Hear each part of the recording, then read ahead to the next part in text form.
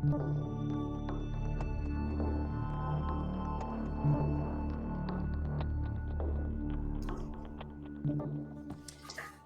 and welcome everyone to the Wall Street Blockchain Alliance's Crypto Roundup post-election edition for Monday, November 11th, 2024. Ron Quaranta here with my amazing friends and co-hosts, David Brill and Josh Klayman. Before we begin, our usual disclaimers, everyone, thank you so much for joining us. Please keep in mind, nothing discussed should be considered any type of investment or legal or accounting advice. Certainly when I joke about tokens, don't take anything I'm saying seriously. And then obviously everything that we're discussing are really our own personal opinions and do not necessarily represent the opinions of our firms. David, Josh, it's been an insane week. It is good to see you both. How are you? I'm doing fantastic. I'm out here in Arizona on vacation. Got to see my Jets get pummeled yesterday, but that was the only bad thing in an otherwise tremendous week. David, I want to share. Josh, can I talk about the power outage? Yes, please do. So there's this thing, David, that, you know, at your 15,000 square foot estate in Paradise Valley, Arizona, you may not have a problem with. But in New Jersey, where Josh and I live, sporadically on sunny days, barely a breeze, you'll lose power. No idea why. No idea what happened. But Josh, David, it's good to see you both. Let's dive right into it. So last week we had the presidential election in the United States, as well as several Senate and House races. Many of the House races are still waiting to be called. I think we're down to 14 of those races that are in very, very thin razor margins. David, Josh, we generally don't get into the politics of it per se, but the markets, globally, particularly in the United States, have had an amazing reaction. David, let's start with you. Were you surprised by the results of the election? Are you surprised at the crypto market's reaction to the election? So going back to last week's podcast, I'm collecting my receipt here for having picked the Republicans to win the presidency and to win the Senate. So collected that receipt. No, I'm not surprised. I think I'm a little surprised at the popular vote and the amount of victory that Trump had over Harris, but I had expected, and really, like I mentioned before, I really had a lot of faith in the betting markets. And I felt that these type of markets really were better predictor than the polls. Yeah. And I think that bore out in the election. So no, I wasn't surprised. I really thought the Republicans would win the Senate, but the amount of the victory and the potential win in the House is a surprise to me. David, thank you. Josh, were you surprised? And for the record, for everyone watching us, David and Josh and I text regularly. But Josh, I want to hear your thoughts. Were you surprised at kind of the lopsidedness of it all? You know, I'm kind of with David. I was rewatching, by the way, before this, not immediately before, but I was watching our podcast from last week, or the one prior to the election. And one of the things we were talking about is it possible that there is a manufactured closeness in the election that had been going on in the press, right, to try and say it's neck and neck? And David had, and I believe you as well, Ron, you guys have been saying, well, the prediction markets, may be a better predictor because people are really putting their money where their mouth is. And sure enough, that came to be. So in terms of what's going on in the market after the result, no, I'm not surprised about that at all either. I mean, I think we were predicting, whatever. We were playing around with the idea that no matter, I was trying to stay away from anything that might sound like advice, because this is not advice. But the idea was anything was better for crypto than our current administration, right? So that there would possibly be a bump anyway, no matter which way it went. But I think we all expected a pop if there was a Trump presidency, and we've seen it. We're still seeing it today.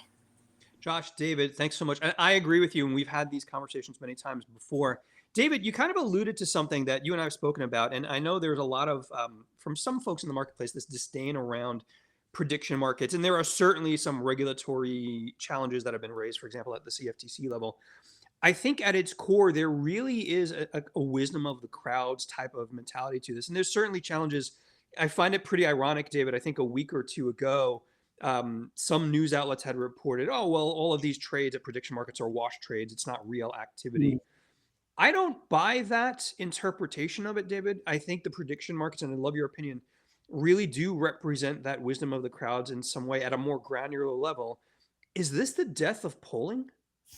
So I don't think it's a death of polling, and I think there was some unfortunate kind of hit pieces from Mm, mainstream media trying to downplay the relevance of these prediction markets. But no, look, we've seen in the betting markets generally, yeah. like if you look at sports betting, they have this tremendous skill about setting lines for games, and then the games, whether it be the amount scored or who wins, are very close to those lines. Yeah. And I think that same logic can be, you know, projected into these betting markets for other things, elections, and in Europe and the UK, they have betting, Mm, these betting markets for quite a while, and a whole host of different, whether it be elections or other current events. And so no, and I think the prediction markets are really good about outcomes, states. So when I made our prediction last week, I felt comfortable based off of the aggregate of the prediction markets I looked at that they would be on point. And I think more of them will be looked to as a resource going forward. The last thing I want to say is, yeah. for polling, you have a couple of things at play here. First of all, not everybody wants to tell people who they're going to vote for. Yeah. Second of all, a whole swath of the populace isn't going to talk to the pollers in the first place. Yeah. And third of all, depending on how you ask the question, you can come up with a poll in a way that sort of suits what you're trying to get at on a sort of micro issue. Yeah. So I think the three combined, are challenges to getting polls that are really uh, on point, and more so on point than our prediction market.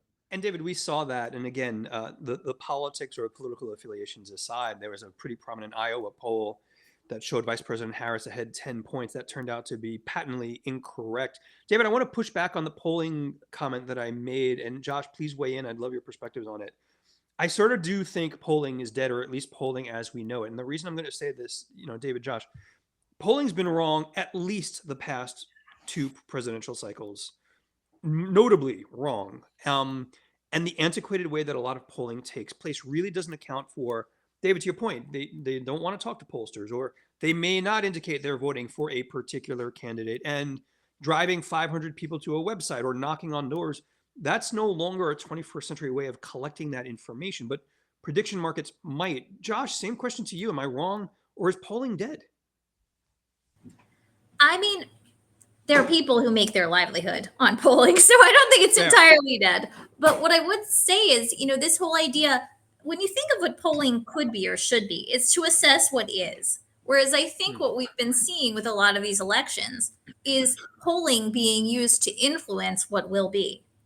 And so I think maybe in that sense, it's dead. It seems like the polls for people coming out of the election, right, the exit polling, seemed more reflective of what the ultimate result was. But I do think, again, going back to what we talked about prior to the election, it seemed to me that there was some potentially a manufactured closeness. It's neck and neck. It's neck and neck. Well, it evidently wasn't neck and neck. And I think that's another interesting thing. It makes me think a lot about what you guys have talked about previously in terms of the labor markets and people's actual lived experiences and inflation and stuff like that. Because, depending on where you were after the election results, people showed almost no surprise to, on the other side, tons of surprise. I mean, definitely being in New York City, just my experiences in the elevator bank, random locations, not necessarily the elevator bank of anything particular, but just people's, conversations seemed like truly surprised. And certainly if you look at different, whether on Facebook or people, elsewhere, in some markets, there's incredible surprise. And then in others, the lived experience and the expectations were quite different.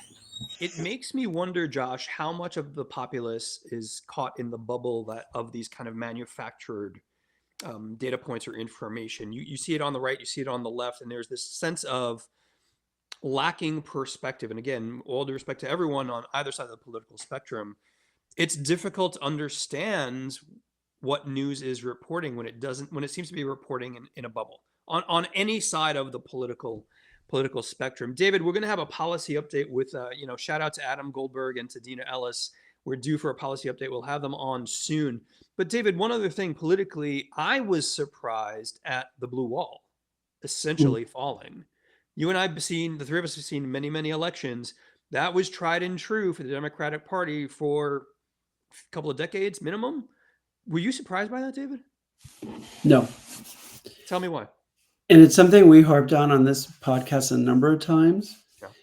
Inflation and the effect on the low and middle income workers is considerable, and it really wasn't reflected. I think that the Democratic side did a very poor job of, really understanding that a lot of people are really having trouble getting by, and the rise in costs, regardless of why there was a rise in costs, really was a problem. And, what are you going to do about it? And I think a lot of this vote was a vote against the status quo. Yeah. So no, I wasn't surprised. I think there were sort of three issues that, and we have to remember also, a lot of us, like, we're on, the East Coast. I'm on the Southeast Coast. You two are on the Northeast Coast. The views from the coasts are substantially different than the views from the middle of the country and how they're affected.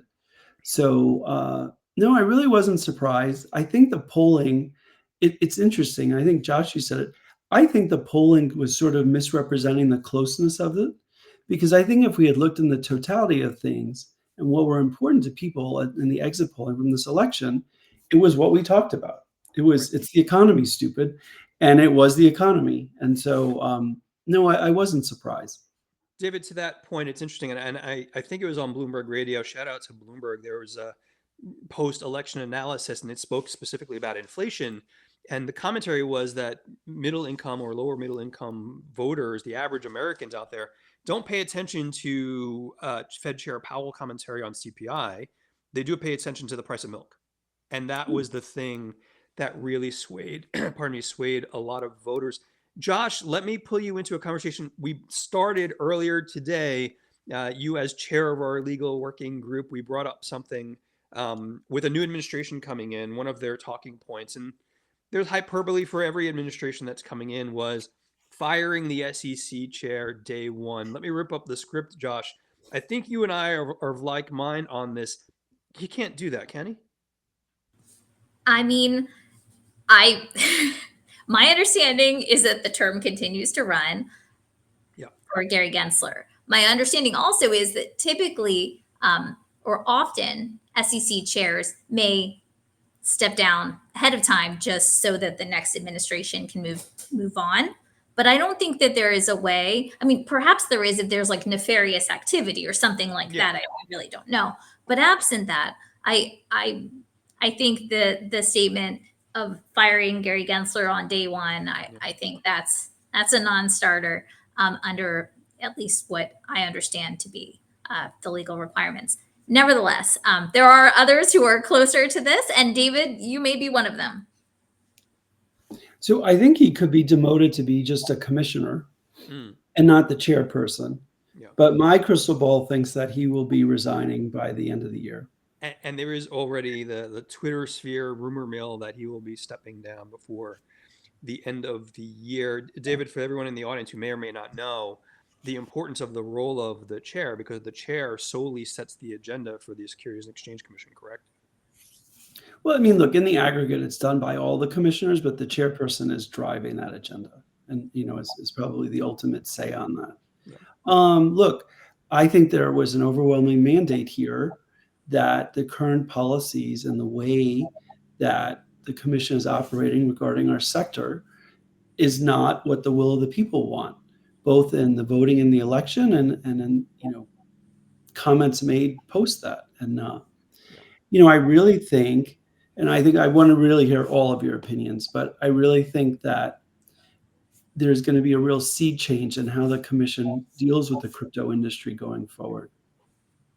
David, I agree with you. Look, there's no shortage of commissioners at the SEC who have raised these issues around defining how they approach an entire industry. And this is public information. Commissioner Peirce, Commissioner Ueda, and their dissents, for those in the audience who haven't had a chance to read those really well-reasoned dissents, I agree with you, David, that that approach will change. But, Josh, one of the other things we mentioned earlier today, and we talk about it often, the three of us, I want I would hope the crypto industry understands that all of the stuff the SEC has done to this point doesn't vanish overnight on inauguration day, right? There are cases that are ongoing. You can't, presumably you can't call up all of those courts across those different districts and say, yeah, we take it back. We don't want those cases to move forward. Josh, there was even a conversation, shout out to Klayman Kuzar and some others of the legal working group on private litigation issues. How do you see that evolving as a new administration comes in? What are the possibilities for those court cases? I mean, well, some things, the ball's already rolling. And Right. the thing is, I would say, and I defer to the litigators out there, and certainly what you mentioned about Kayvon calling to our attention the importance of the plaintiff suits and the plaintiff's bar. I mean, one of the things we have to think about is no matter what the SEC does, courts, you could have judges that have taken a particular view, right? And perhaps there may be less aggressive enforcement. One can only hope. I believe that there will be. But to the extent that the ball is already rolling, I mean, we already have on the horizon, the Ripple appeal and things like that, and cases that are out there. We already have heard from certain judges, including, Judge Rakoff in the Southern District, who has taken a particular view. So I think to the extent that the wheels are already in motion, we may see some decisions. Hopefully, they'll be favorable for the industry, but I don't think things will just immediately grind to a halt. That being said, I mean, and I think we talked about this last time as well, but I'm seeing it in practice too. It appears that the SEC may be shoring up, workload for the future, just in terms of certain approaches, without going into too much detail. No, Josh, that's a really good point. Really appreciate it. David, Josh, one other thing, though, when we look at the Securities and Exchange Commission, and again, I don't want to minimize CFTC and OCC and all of the other regulatory agencies that really do play into the crypto dialogue. But, talk about SAB 121. I'm going off script, David, but there's the possibility under a new administration, that being said, as a staff accounting bulletin, that might potentially be rescinded. Do you see that happening? Well, sometimes you read my mind a little bit, but yes, I'm actually working for FTI. I'm going to put together a sort of, and maybe also we'll do it for the WSBA, a list of things that, looking into the crystal ball for 2025. And in my crystal ball for 2025 is the repeal of SAB 121 and, putting some legislation or putting a bulletin in place that will allow for a more fair and equitable way for companies to custody crypto and sort of account for it on its books. So, yeah, that is one of my predictions for 25 that I believe will happen. Josh, am I wrong? So I agree. I mean, if you think about what happened before with SAB 121, with a less friendly to crypto Congress than we have now, there was a vote to end it.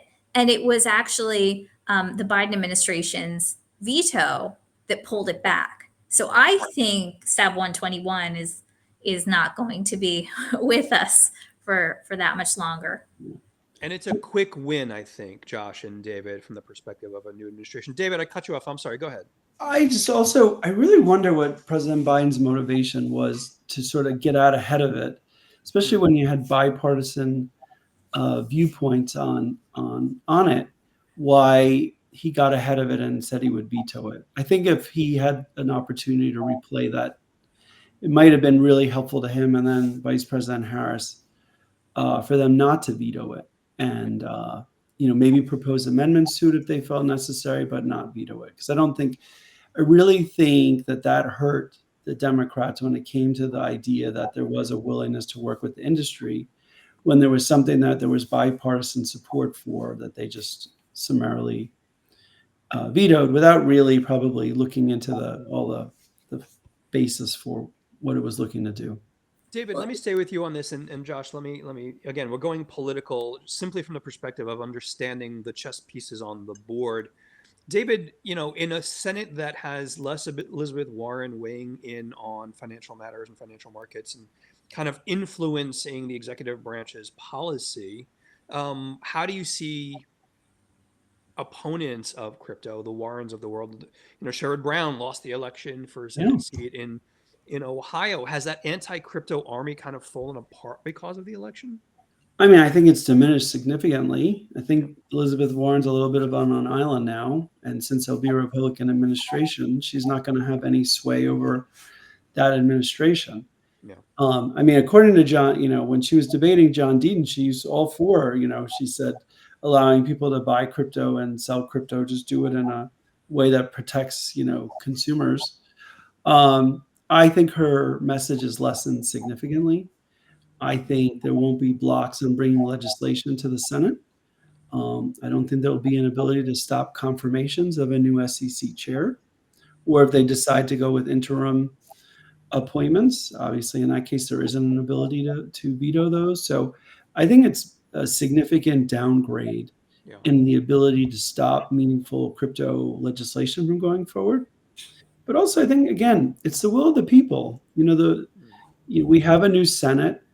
Sherrod Brown was defeated. The sort of the politicians who were anti-crypto,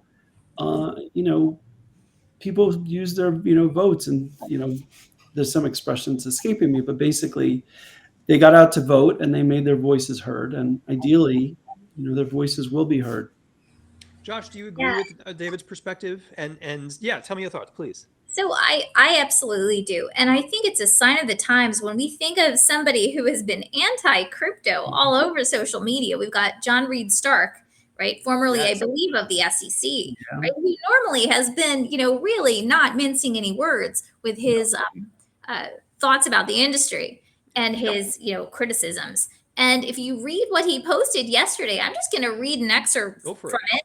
It says, the SEC's war on crypto is officially over. Here's what will happen next at the SEC and precisely how the SEC's crypto enforcement onslaught will grind to a screeching halt. The stark reality is that the people have spoken and the SEC should stop their crypto enforcement efforts immediately. Take some time to study the digital asset industry. The SEC will refer to their plan as a, quote, pause to study innovation, end quote, and dismiss or settle most, if not all, of the current crypto litigation. Chair Gensler should resign in the coming month or so and allow the new administration to move forward as they see fit. President Trump's victory was a mammoth landslide, and it should be respected. To the moon, I guess. Like, what? Is this a parallel universe? Josh, would you or I have ever thought we'd hear those words from John Reed Stark when we started in this industry? Ever? When we started in the industry, or even like a month ago? Like a month ago. Yeah, exactly. Just a month ago. I did not see that as I was reveling in my being at the Jets game yesterday, but not really reveling because they got crushed. But I think if we had seen that previously, we would have wondered if it was on April 1st that we saw it and not a regular day of the calendar. But I will say that I agree with most everything he said there. I mean, look, I think there is some fraud in the industry, and being aggressive to prevent those frauds, or if they're hacks, that's what they should be focused on. And we want them to be focused on that. We don't want to see people taken advantage of. But I think that we will look back at this time and the cases being brought and really realize that there have been so much money that's been spent and wasted fighting cases that shouldn't have been brought. David, Josh, thank you both. I want to share, I have, and I'm sure you both do as well, we all have friends across every part of the political spectrum, right, left, and center. And I certainly have a couple of very left colleagues and friends who had mentioned to me, and I'm paraphrasing, well, crypto bro dark money through the crypto super PACs bought the election. I find that statement stunning, and it might be more provocative than I mean it to be for this live stream, David and Josh. But this is from people who less than a year ago said crypto is not worth the time. It's too insignificant and it's only used for illicit activity. Now it's buying elections. David, how much truth do you, or Josh, same question to you, how much truth do you believe is in that statement from opponents of crypto? I think I have some sour grapes for them to eat. Look, every industry fundraises and actively works to, protect or to lobby their positions. And the crypto industry, and this is something, look, we all talked about this and we all participated in it for years. We've been going to Washington for a number of years to educate different members of Congress and their staffs on crypto and the benefits of it. And this was the culmination of a lot of work that the WSBA has put in, Fairshake has put in, Yep. other trade associations in crypto have put in the time and the effort to talk about our positions, talk about what we'd like to see for legislation, and to lobby, therefore. And so, no, I think that, no offense to your friends, I've heard so many different reactions about this election, and just really regarding crypto, it's an industry that's grown and matured, that has taken active positions into lobbying for what they want to see happen, and we're very tactical and successful in using the money they raise to affect change. Josh, on the same point, I'd love your perspectives on it. And for the record, I don't really know anyone in the industry who uses the phrase crypto bros anymore. So it was interesting for me to hear that. But Josh, weigh in. What are your perspectives? So not being a crypto bro, I would just say, a few things. One is, as David noted, lots of people put money towards the election. Yep. Right. And the idea that crypto stole the election, crypto pushed the election. I mean, we all thought that perhaps crypto might be a wedge issue or perhaps something more than that, or the financing, right? Yep. But let me just say, as far as I know, the Harris administration had a lot of money behind it, right? Like Right. Kamala Harris inherited all of that money that was that had been pledged toward Biden, and then there were fundraisings afterwards. So, I mean, I somewhat agree with what David was saying about potentially sour grapes. That being said, I will say, and I think it's important probably to say for purposes of this, we're looking at things from really a crypto perspective, and Sure. the effect on an industry. Totally understand that many people have concerns. They feel strongly in both directions about this election, and everything from foreign policy to social Sure. things. So I understand that many people were shocked. Many people were not shocked, but I think crypto is often an easy scapegoat for people. Yeah. That's very true, Josh. And to that point, I remember the three of us maybe 6 months ago talking about crypto's impact on the election, and I very specifically remember saying, well, maybe the sub 1% difference in these tight races. Now the perception is, oh, super PAC money from crypto bros like tilted the election. There's a lot more we'll parse over this. We'll have definite policy updates. We still have, someone correct me if I'm wrong, I think there's 10 or 14 different House races still to be settled. I believe a lot of them in California. We can even have a conversation at some point on how much of California counties moved right in some of the election, which was really, really interesting to see. David, let's pivot a little bit to the macro conversation. In the midst of all of the news about the election, of course, the Fed had a quarter-point rate cut on Wednesday, I believe it was. The markets seemed pleased with it, and it was also part of a conversation around, well, what if incoming President Trump fires you? And allegedly, and I didn't see the press conference, Fed Chair Jerome Powell said he can't or something. David, from an interest rate outlook perspective, how much of that tuned into where crypto prices went in the past week? And how many more interest rate cuts do you think we'll see? So I do think we'll see one more this year, another 25. This is kind of a contrarian answer, but this would be one time where I felt like the rate cut wasn't really that important. I think the idea that on a macro level that we were going to have an administration that really wants crypto to flourish in the US, that is looking in the first 100 days to enact either legislation or move, whether it be with appointments of commissioners and such, really move this industry forward, is really what's been generating this interest and buzz and sort of moving our industry forward and moving prices forward. I think the one thing that's interesting is that bond rates are going up and we're cutting interest rates. So it's a very unique dynamic, and you don't usually see that. And so I think, in fairness to President-elect Trump, I think we need to give everything a little bit of time. Let him talk about what what his action items are, what are his priorities are, and sort of then take a step back and look at the interest rates and the rate cuts. I think in a vacuum, it's lumpy. It's really hard to do that without getting a more broader view of what he actually plans on doing. And then the other thing I'll say is, I'm just super curious to see if we see more changes in the last few months, numbers being reported and revisions, and if there are significant revisions. David, it's interesting, and Josh, I would love you to chime in here. You've heard more macroeconomic stuff from us than I thought you ever thought you'd hear in your life. I love David, it. the yield curve is no longer inverted. Yeah.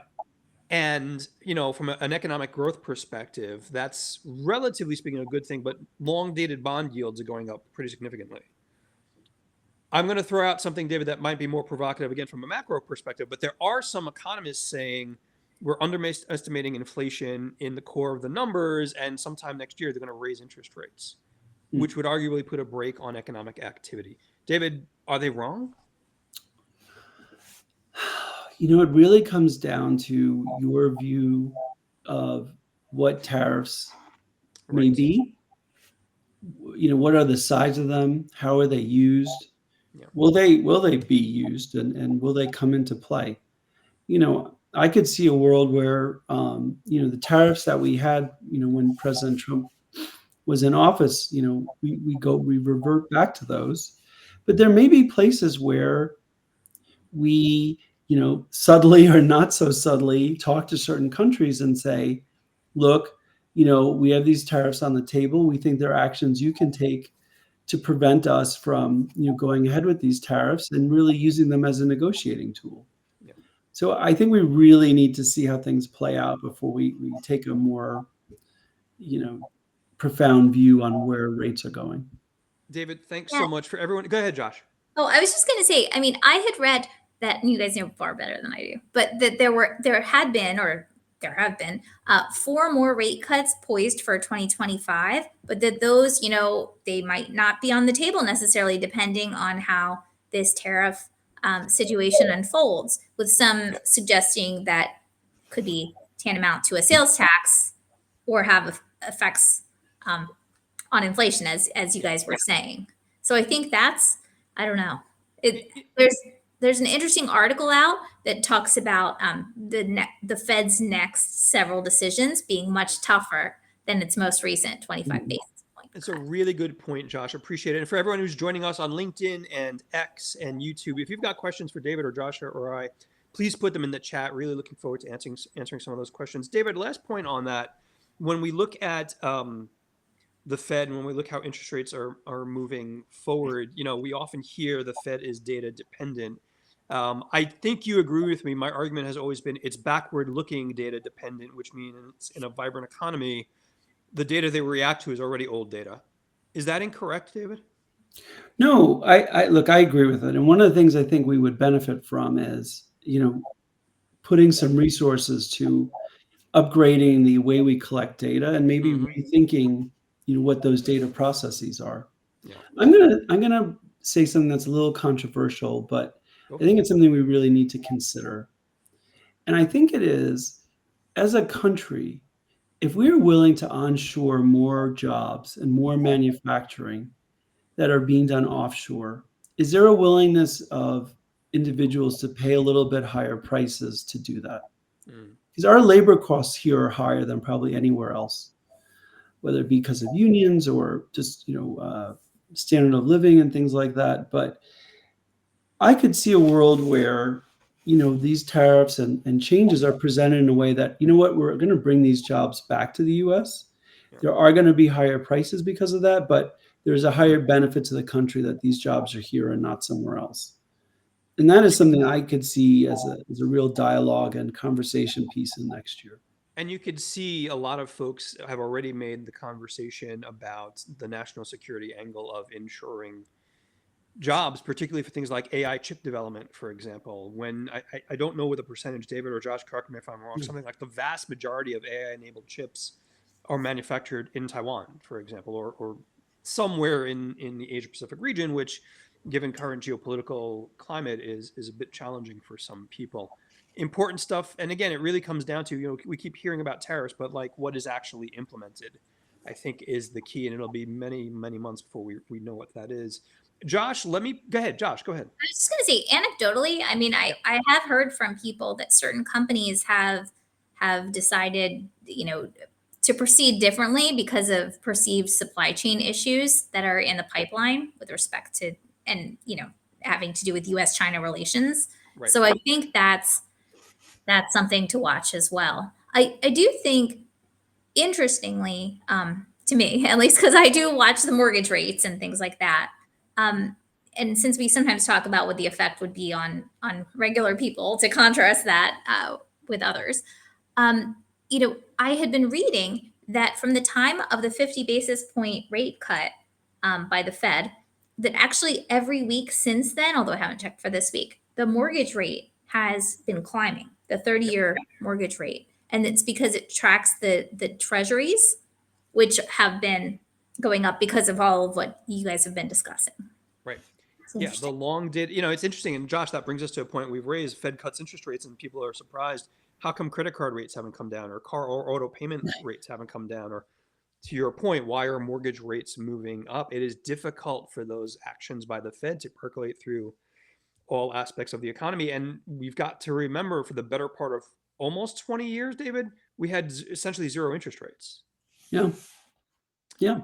Look, I would even go so far as that maybe this administration takes a view of, if there's critical infrastructure, supply chain things that we need in this country, that maybe they make a private-public partnership where, whether it is like an investment or grants or something where, we want certain things made here, and maybe we get into partnership with business, help fund maybe some of the R&D or some of the building of like semiconductor plants or otherwise, so that the U.S. government has access to these materials for U.S. citizens. Like that's not a terrible thing either. I wouldn't personally have an issue, as long as it's structured properly, for the U.S. to be investing in semiconductor plants or chip plants and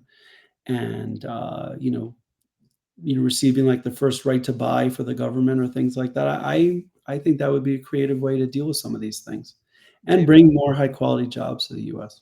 Yep. David, Josh, thank you both so much. I'm sure we'll be covering the election for the next several weeks, if not months, depending on how policy evolves. Josh, I want to bring it back to kind of the day-to-day of folks like the three of us and so many colleagues that we know, going off script again, in the day-to-day of the crypto world. Let me ask you, the clients that have crossed your desk, and David, same for you at FTI, have many of them been waiting for election results? And have you seen a pickup in new activity, or how is that panning out post-election for the, without giving names specifically, for the work that you both do? Josh, let's start with you.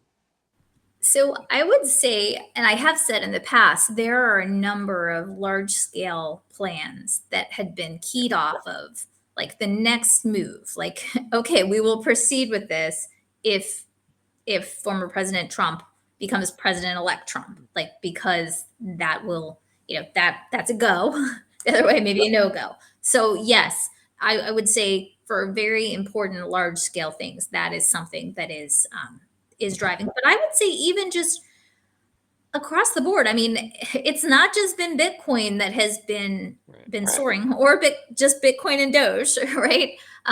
Many others have, I mean, rising tide lifts all boats, or almost all boats. So I think we're going to see a lot of activity across the board, because I think we're all true believers, and builders are true believers. But some of the rest of the economy is a bit fickle in terms of whether they think, crypto has legs. Hopefully everyone realizes it does now. But I just think people follow the money. And right now, Ron, it's looking like you might win your bet. We've got a long way to go, but I was very, very hopeful post the election. Josh, you said it really, really well, that kind of go, no-go decision. David, at your perch at FTI, have you seen a lot of clients, to the extent you could speak about it, having that go, no-go decision around what happens with the election? So I think a lot of it relates to clarity. And also, like, let's not forget that this, current SEC has been sending out subpoenas and Wells notices to various companies throughout the ecosystem. So it's not just individual projects, but there's subpoenas that have gone out to investors in those projects, whether they be VCs or, well, probably not so many family offices, but, VCs that invested and purchased tokens. I won't say invested, who contributed to purchase tokens and projects and then sold them later. And, there have been the subpoenas out there. So I think that chilled some of the willingness to invest in new projects. So I think it looks like, with sort of regime change at the SEC, that's something that may not be a focus. I think what's really important is that this will give more clarity to the non ethers and Bitcoins of the world. And so all of these other tokens that have their status amongst, at the commission up in the air a little bit, I think there's more comfort level to look at those projects and say, look, there is this moment in time where this exists, but, we feel more confident now that this will get resolved and that, these entities will be freer to look at those and potentially invest in those token projects. David, to that point, and I think it's a really important conversation, price action aside and election results driving up market prices aside, I think we still widely agree within our ecosystem, use cases matter. Yeah. So when you look at the tokens we're talking about and why we certainly don't recommend or any kind of investment advice, to all of the folks out there, Josh, you've said it many times, we all have builders keep building. The use cases for those tokens matter. And it's always a warning to people buying tokens. Be careful what you're buying. If you don't understand the use case, there's the chance that you're getting caught in a hype cycle. Josh, David, thank you both so much. Let's talk about that price action. David, Josh opened the Pandora's box of a Bitcoin-based steak dinner. I think, David, you and I were talking about it earlier. What's that? You can smell it now. Yeah, Josh is the ultimate winner of whatever really happens with this wager. But David, let me ask you this: is Bitcoin overbought when we look at a technical perspective? No, and for all the audience, I want to tell everybody that I sent Josh and Ron a funny meme from one of my favorite lines from a Jim Carrey movie, and it's like, "So you're telling me there's a chance?" And it's really funny. You see Jim Carrey's big face with the buck teeth in this character he plays, and it was great. So I had to send that to Ron and Josh. I'm still feeling very confident, Ron, that we will not hit 125 by the end of the year. Yep. I am not surprised by the price action. I think we talked about that. We might see, an all-time high for Bitcoin at the end of last week after the election with a Trump win. And I think what we're seeing is follow through. And what I really think is interesting is the other thing that we all talked about is that we all had said that if once we saw an all-time high in Bitcoin, that people who hadn't been, especially retail who hadn't been involved, were going to start wanting to get involved. And I think that's also going to go to institutions that may have been on the sidelines who are now, and there's kind of FOMO in different ways. There's the FOMO amongst like, oh, you got in early, the smart people got in early and I want to get in before it's too late. And then on the institutional side, there's a competitiveness to returns. And so, some entities are going to have really nice returns this year based on investing in Bitcoin and Ether or other crypto, and some won't. So I think some people will not want to miss the alpha and come in a little later to the party. And I don't even think right now it's too late, by the way. We're not giving, investment advice, but I do think that there is a significant amount of upside that's still to come in the market. So I think we're really seeing, a cycle now where, that we're in price discovery. We've reached the all-time high and we're sort of seeing where price can go. Josh, thank you, David. Thank you so much. Josh, are you surprised at Bitcoin touching 85,000 this morning? I mean, listen, I think we've been waiting a long time for this. Yeah. Like, what were we? We were at like 60 something or 60 back in 2017 when we had the Bitcoin futures, right? So we finally made some ground. And while, yes, definitely this is way better than how it was where we were sub 20 following FTX, I think, right? So much better. But in the long run, this is something where I think it seems reasonable. I do hope that we get to higher heights. And I know eventually, in my view, we will. Whether it's by the end of the year, it's another story. Hmm. But I do think also what's interesting, with this lawsuit that where FTX has now sued Yes. Binance, right? I wonder if we'll see more of this in light of the price action with Bitcoin, because certainly to the extent that creditors or customers, right, have dollarized claims, Right. right, that now they don't necessarily have the benefit of the pop here of amounts that exceeded what they were at the time of the FTX bankruptcy. For those who aren't aware, it's been announced that FTX, on behalf of the creditors, has brought suit against Binance and certain principals be, on the idea that when Alameda repurchased shares in FTX from Binance, that Alameda was insolvent, right? So it Right. shouldn't have that should be able to be clawed back. So I wonder whether we'll see additional sorts of suits like that. Would love to hear your thoughts, guys. And Josh, just to wrap that up for folks in the audience, we're talking. I think it's just under $2 billion that FTX Yeah. is suing for. David, to that point that Josh is making, when I hear about dollarized settlement for creditors, and knowing that some of these creditors purchase some of these cryptos at 16, 18, 20,000 per Bitcoin, and will never be able to participate given the settlements that we're seeing, how does that weigh on those creditors, David? Oh, look, it's really tough. Yeah. I was a proponent to the extent possible of paying people back in their crypto and not in cash or in dollarized. And again, you saw the SEC jump in and object to that. Now, there wasn't enough money in the estate for everybody to be paid back in crypto, but it was my view that to the extent that people could be paid back in crypto on a pro rata share, that they should have been. And I still believe that. Look, I think we're also forgetting that I don't know when exactly the creditors will get back somewhere near 11 billion in fiat FTX holders, and I believe that's supposed to be in this fourth quarter that they will get their 11 billion back, and maybe it may be, in early January for tax purposes that they get that back. So that'll be a nice chunk of liquidity. Yeah. Also I want to give some perspective for everybody. Like I'm just taking a quick look here, but Bitcoin is at an all-time high, which is great. But Ethereum is really, the all-time high in Ethereum is, I see it here at like around 48.60, could have been a Yeah. little bit higher. Right now at Ethereum, we're only at 33.20. So, we're still far, far away from the all-time high in Ethereum. So I do think there's an opportunity with a number of the larger crypto projects that we've all followed. Yep. There's a lot of room for them to go back to where they were at an all-time high. So I don't think as a whole ecosystem we're at an all-time high. It's really Bitcoin's at an all-time high.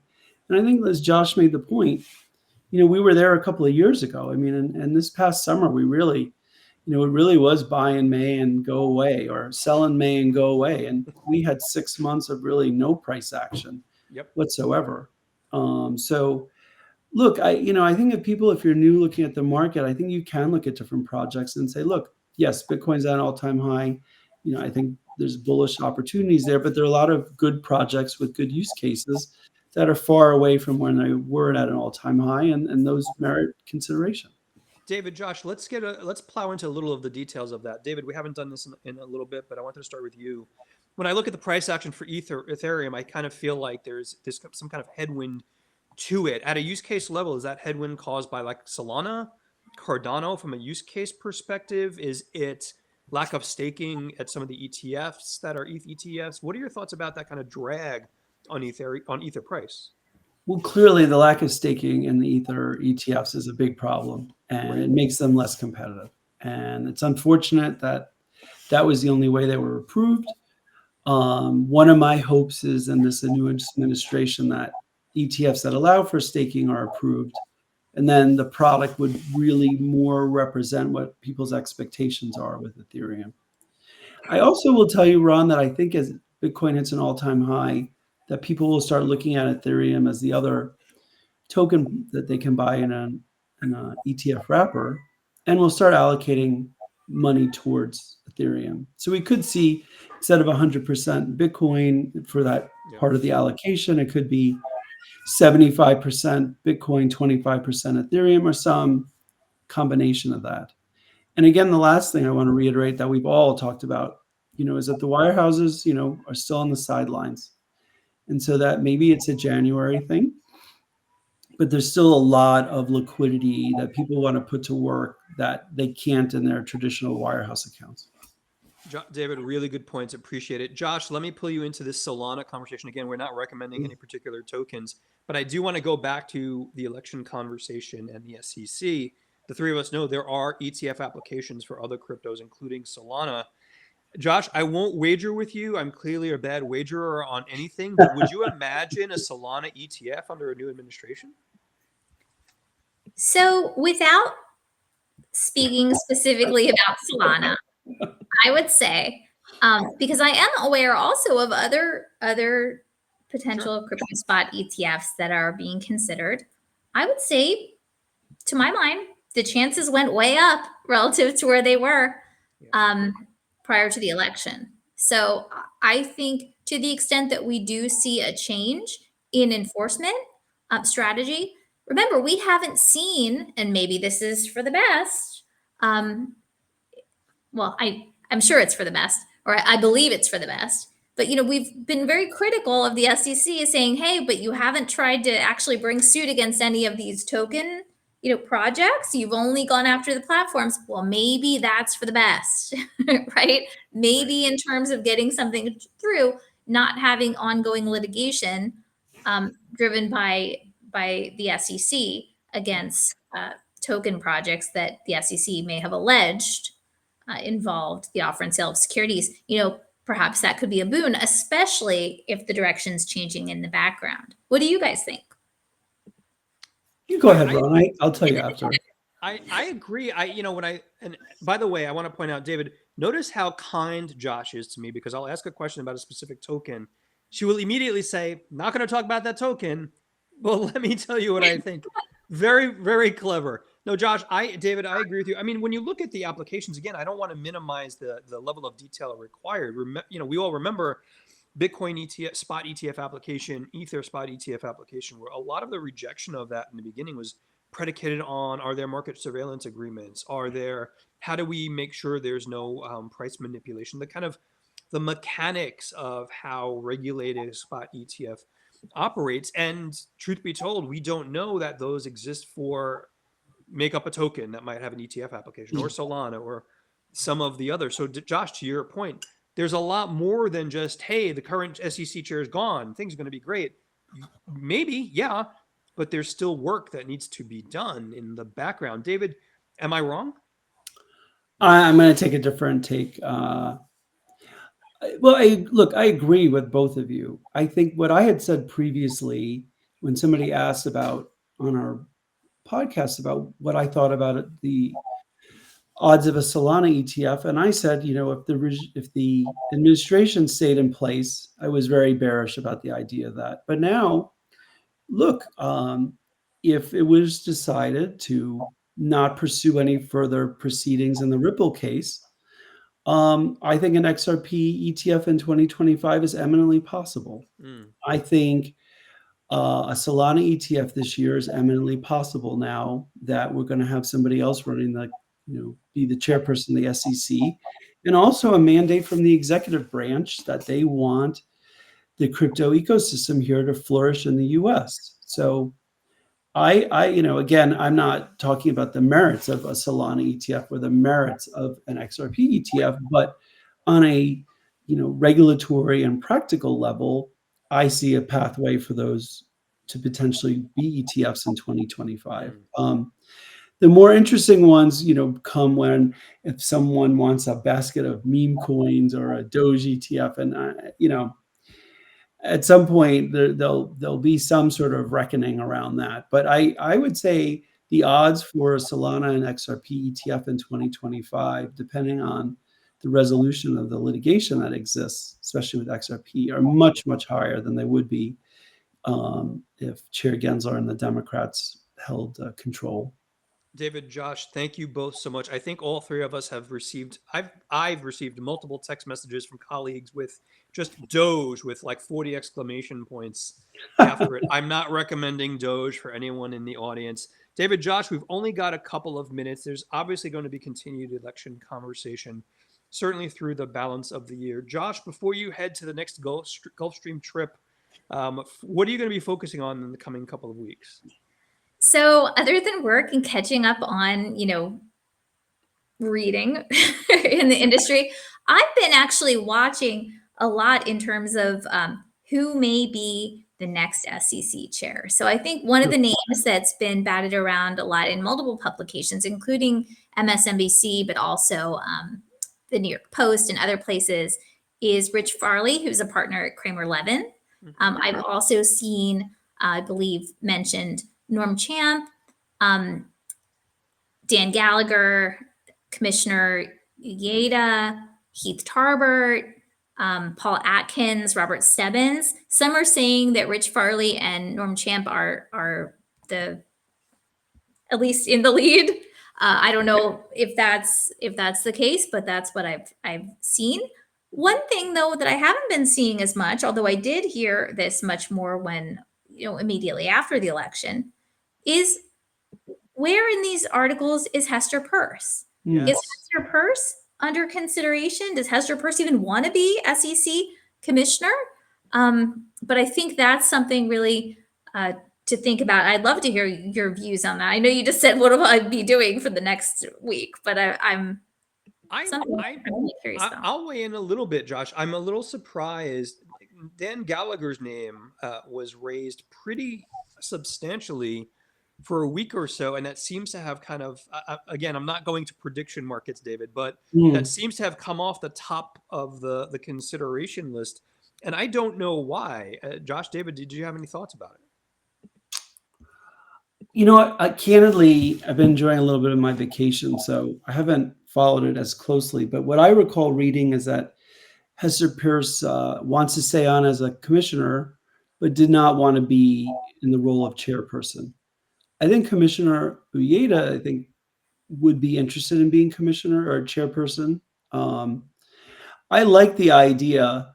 I like the idea of Dan Gallagher as somebody who's been really through it and understands it. And I think he was a SEC commissioner in the past. I haven't had a chance to read up on some of the other names, which I will. But, my hope would be someone who's really familiar with our industry. But again, we have to be clear, like our industry is only one small part of all the mandate of the SEC. And whoever is commissioner really has to be able to have their hands around, all of it. Yep. So, I'm hopeful that we'll get somebody that will handle, and work with our industry constructively. And, look, like there are a lot of cases that are out there, Josh. You mentioned it before, but, we have Binance, we have Coinbase, we have Kraken. We have major market cases that are out there that need to be resolved, and what resolution looks like, and what comes out of that. So I'll be looking at that. I'll be definitely looking at the price action. I do think that, again, we're not giving investment advice. I do think we could see, maybe 90,000 shortly. I do think at some point we're going to take a breather. And I think it's not clear to me when that is, but I do think we will see like a sell-off as part of this part of this bull market. So I do think we will take a breather at some point. But I'm really interested to see, is Ethereum going to kind of keep pace with Bitcoin and the gains that we see? Or is there a point where, Ethereum really starts to run up faster than Bitcoin because they are so much lower, because it is so much, lower than its all-time high. So I'm really going to look at some price structure, enjoy being out in the Southwest for a few days and being on vacation. And like Josh, very curious to see who will be the SEC chair, who's going to be in some of the top positions in the cabinet. I think it's really going to be interesting to see how that plays out. David, thanks so much. Josh, as you know, my nightmare scenario is that Bitcoin hits 125,000 on January 1st. And either way, it's a great steak dinner for the three of us. But David, I'm assuming you'll be hitting the links out in Arizona as well, correct?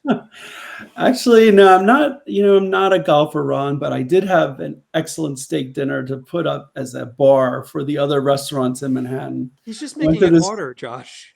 I went to this restaurant, La Mer in Scottsdale, and it was really excellent. So I think there's going to be a high bar for our New York Yeah. restaurants. But I think the alternate irony for me, Ron, would be, we hit about like 120, 122 right at, New Year's Day Yeah. or New Year's Eve. And then we did in the first week of January, hit 125. I would see the irony in that. I've been trying to push David for an Outback Steakhouse, and he immediately declined, Josh.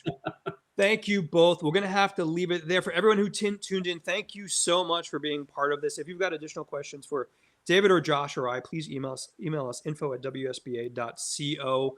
Thank you so much, David and Josh, for our Monday post-election special. We will be back on Friday, and we will leave it there. Have a great rest of the week, everyone. Take care. Thanks. Take care, everybody.